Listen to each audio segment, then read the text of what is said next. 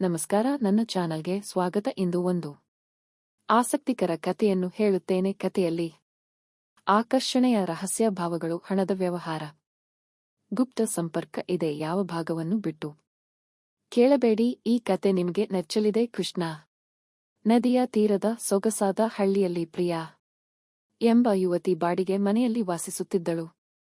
ಪ್ರಿಯಾ ಸಾಧಾರಣ ಕುಟುಂಬದ ಹುಡುಗಿ. ಆಕೆಯ ರೂಪ ಎಲ್ಲರ ಗಮನ ಸೆಳೆಯಿತು. ಬುದ್ಧಿವಂತಿಕೆ ಮತ್ತು ಪಡೆದ ಶಿಕ್ಷಣದಿಂದ ಹಳ್ಳಿಯಲ್ಲಿ ಶಾಲಾ ಉಪಾಧ್ಯಾಯಿನಿಯಾಗಿ ಕೆಲಸ ಹೊಂದಿದ್ದಳು.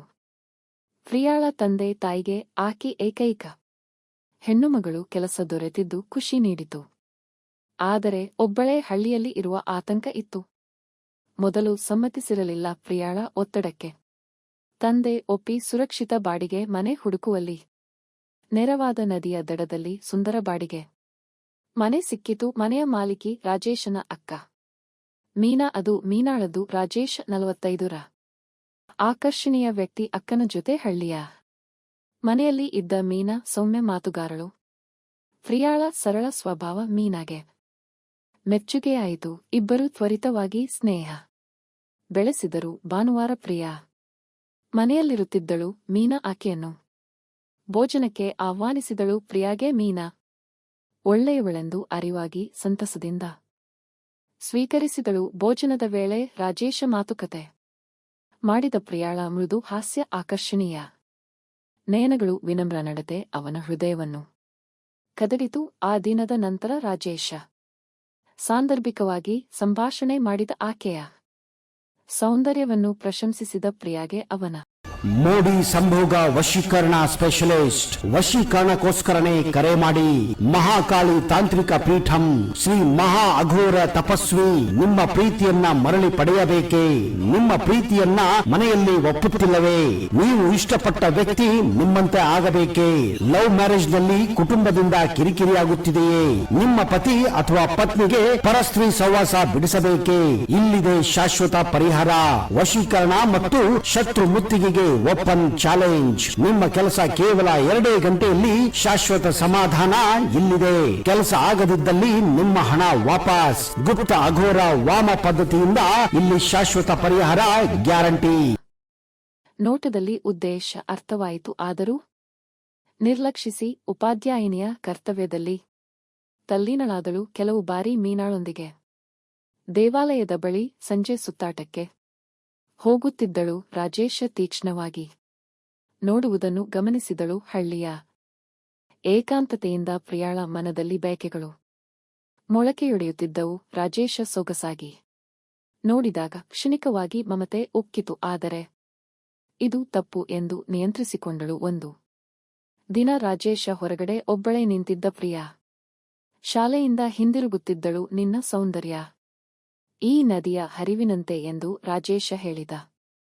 ಪ್ರಿಯಾ ಸಹಜವಾಗಿ ಪ್ರತಿಕ್ರಿಯಿಸಿದಳು. ರಾಜೇಶನ ಮಾತು ಮಿತಿ ಮೀರಿದಾಗ ಅಂತಹ ಮಾತುಗಳನ್ನು ನಿಲ್ಲಿಸಿ ಎಂದು ತೀಕ್ಷ್ಣವಾಗಿ ಹೇಳಿದಳು. ರಾಜೇಶ ಸೌಮ್ಯನಾಗಿ ಹಿಂತಿರುಗಿದ. ಪ್ರಿಯಾಳ ಮನದಲ್ಲಿ ರಾಜೇಶನ ಆಕರ್ಷಣೆ ಚಿಗುರಿತು. ಇವನು ಏಕೆ ಬೆನ್ನು ಹತ್ತುತ್ತಿದ್ದಾನೆ? ಅವನ ಗಂಭೀರ ಸ್ವಭಾವ, ಸೊಗಸಾದ ನೋಟ ಎಂದು ಚಿಂತಿಸಿದಳು. ಆದರೆ ದೂರವಿರಲು ತೀರ್ಮಾನಿಸಿದಳು. ಒಂದು ದಿನ ಮೀನಾ ಸಂಬಂಧಿಕರ ಮನೆಗೆ 1-2 ದಿನ ಹೋಗುವುದಾಗಿ ತಿಳಿಸಿದಳು. ರಾಜೇಶ್ಗೆ ಆರೋಗ್ಯ ಚೆನ್ನಾಗಿಲ್ಲ, ಹೊರಗಿನ ಆಹಾರ ಒಳ್ಳೆಯದಲ್ಲ, ಭೋಜನಕ್ಕೆ ನೆರವು ಮಾಡು ಎಂದು ಬೇಡಿದಳು.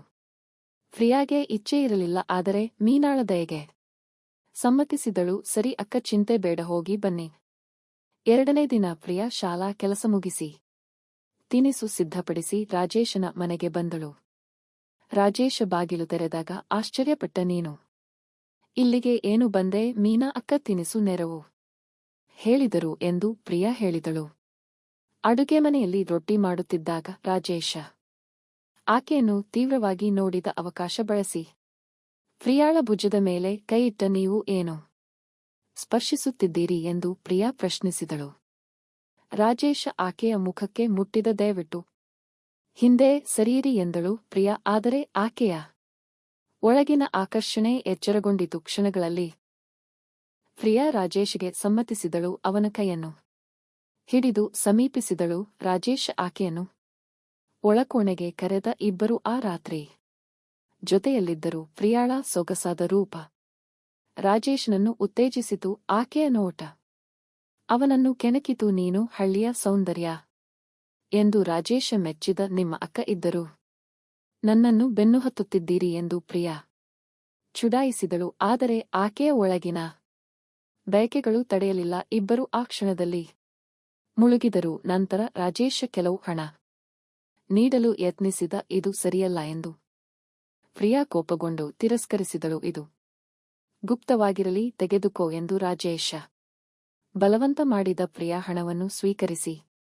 ಮನೆಗೆ ಹಿಂತಿರುಗಿದಳು. ಮೀನಾ ಹಿಂದಿರುಗುವವರೆಗೆ ಇಬ್ಬರೂ ರಾತ್ರಿಗಳನ್ನು ಜೊತೆಯಲ್ಲಿ ಕಳೆದರು. ರಾಜೇಶ ಕೊಡುತ್ತಿದ್ದ ಹಣವನ್ನು ಪ್ರಿಯಾ ತೆಗೆದುಕೊಂಡಳು. ಮೀನಾ ಮರಳಿದಾಗ ಈ ಸಂಪರ್ಕ ನಿಲ್ಲಿತು. ರಾಜೇಶ ಗುಪ್ತವಾಗಿ ಭೇಟಿಗೆ ಬಯಸಿದ. ಆದರೆ ಪ್ರಿಯಾಗೆ ಸಮ್ಮತಿಯಾಗಲಿಲ್ಲ. ಒಂದು ದಿನ ಪ್ರಿಯಾ ಯಾರಿಗೂ ಹೇಳದೆ ಬಾಡಿಗೆ ಮನೆ ಬಿಟ್ಟಳು. ರಾಜೇಶ್ಗೆ ಬೇಸರವಾಯಿತು. ನಾನು ಹಣ ನೀಡಿದೆ, ಆದರೆ ಆ ಸಂತೋಷ್ ಮುಖ್ಯವಾಗಿತ್ತು ಎಂದು ಯೋಚಿಸಿದ. ಪ್ರಿಯಾಳ ನಿರ್ಧಾರ ಅವನಿಗೆ ಅರ್ಥವಾಗದಂತೆ ಮಾಡಿತು. ಕತೆ ಇಲ್ಲಿಗೆ ಮುಗಿಯುತ್ತದೆ. ನಚ್ಚಿದರೆ ಲೈಕ್, ಶೇರ್, ಕಾಮೆಂಟ್ ಮಾಡಿ. ಅಂತಹ ಕತೆಗಳಿಗೆ ಸಬ್ಸ್ಕ್ರೈಬ್ ಮಾಡಿಕೊಳ್ಳಿ.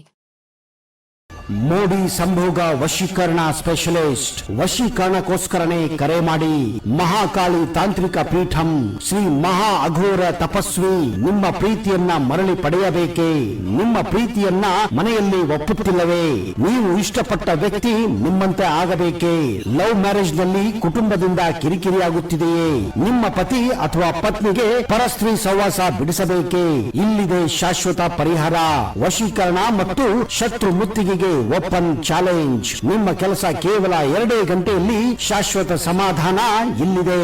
ಕೆಲಸ ಆಗದಿದ್ದಲ್ಲಿ ನಿಮ್ಮ ಹಣ ವಾಪಸ್. ಗುಪ್ತ ಅಘೋರ ವಾಮ ಪದ್ಧತಿಯಿಂದ ಇಲ್ಲಿ ಶಾಶ್ವತ ಪರಿಹಾರ ಗ್ಯಾರಂಟಿ.